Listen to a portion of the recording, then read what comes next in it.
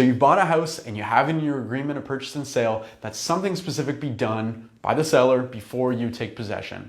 You close, you check the place out, and that thing that you asked for is not done. What do? That and more in today's episode. One option you have to try and get that item completed is to simply ask, through your realtor, I may add.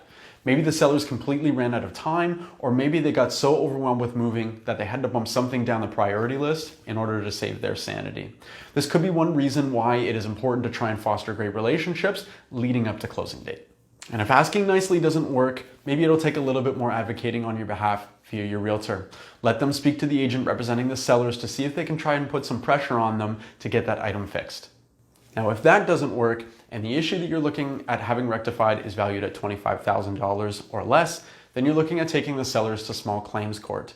Now, this is just my 2 cents, but if the issue that you want fixed is not worth a significant amount of money, then small claims court might not be worth your time, effort, mental health, or your finances. There's always a chance that hiring help and taking time off work to deal with small claims might actually cost you more money than just fixing the issue out of your own pocket.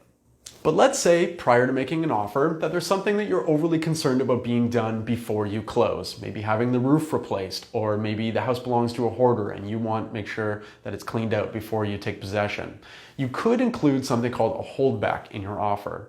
This is something that would essentially say, we the buyers want you the sellers to set aside $1,000, $2,000, $10,000, whatever dollars with your lawyer, and if blank is not performed before we take possession, then that money would be transferred to us. However, like I've said in previous episodes, Toronto is in a very tough seller's market, so items like that in an offer may not fly. Have your realtor judge accordingly based on the situation that you're in. I'm Jamie Harnish, Toronto Real Estate Navigator with Bosley Real Estate. Thank you again so much for your time. I appreciate you watching, and I hope to see you again. Take care.